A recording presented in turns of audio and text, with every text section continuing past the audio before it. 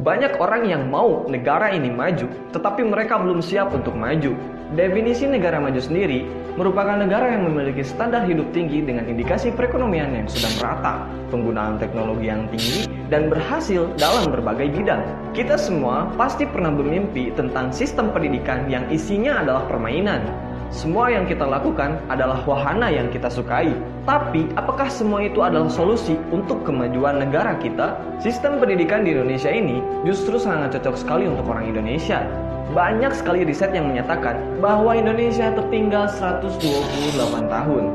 Artinya, langkah pemerintah dalam dunia pendidikan ini sudah berusaha dengan maksimal untuk mengejar ketertinggalan semua itu.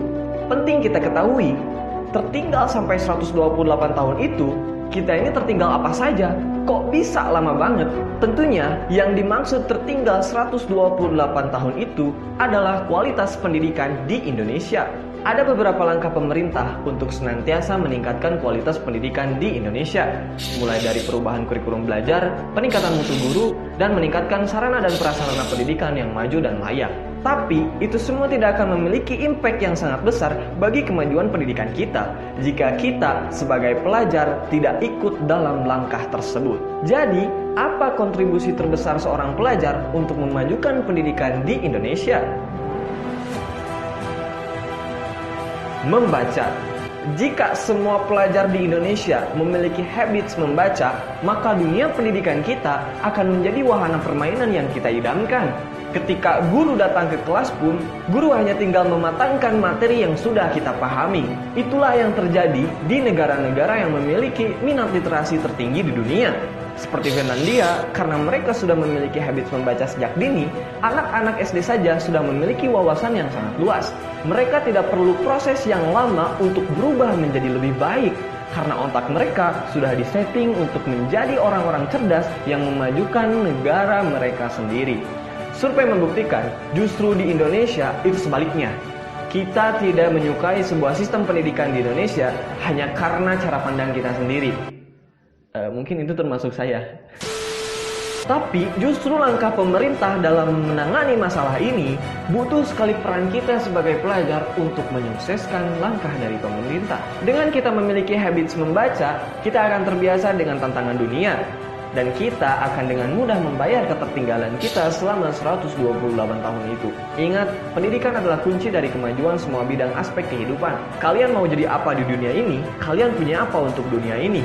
Justru semua itu kita dapatkan dari ilmu pengetahuan. Ilmu pengetahuan ini menjadi aspek fundamental perkembangan zaman. Ilmu alam, ilmu sosial, ilmu terapan harus menjadi benteng terbaik kita dalam menghadapi kemajuan teknologi. Pendidikan yang berkualitas membutuhkan orang-orang yang berkualitas. Dengan membaca, kita mengawali langkah kita untuk memajukan negeri ini. Mungkin bukan hanya pendidikan, bidang ekonomi, bidang sosial kita pun tertinggal dari negara-negara lain. Tapi perlu kita ketahui, negara kita memiliki kuantitas. Dan untuk memiliki kualitas, perlu kita memiliki kuantitas yang terintegritas. Masih ingat dengan peristiwa Sumpah Pemuda? Seluruh pemuda dari Sabang sampai Merauke memiliki visi misi yang sama untuk mengusir penjajah dari negeri ini. Dan hasilnya, kita punya banyak pahlawan revolusi yang telah memerdekakan negara ini. Dan mereka yang berhasil mengusir para penjajah di negeri ini tentunya alumni Sumpah Pemuda tahun 1928. Kita punya persatuan dan kita perlu gebrakan untuk menembus hal yang tidak mungkin terjadi di negeri kita. Kita punya warisan budaya yang sangat banyak sebagai modal awal untuk memperkenalkan Indonesia di kancah dunia. Jadi, jika orang-orang Indonesia tidak pernah bersatu, terpecah belah, bahkan berkubu-kubu hanya karena masalah selera dan gila penghormatan, kita sudah tertinggal oleh negara kecil Singapura yang sudah tidak lagi mempermasalahkan soal itu. Membaca tidak akan membuatmu rugi. Membaca justru menambah pengetahuanmu. Menjadi dokter, polisi, seniman, perlu kita membaca bagaimana semua itu bisa terjadi. Bangsa kita sudah punya mental juang yang sangat tinggi, tinggal kita arahkan untuk perjuangan bangsa dan negara.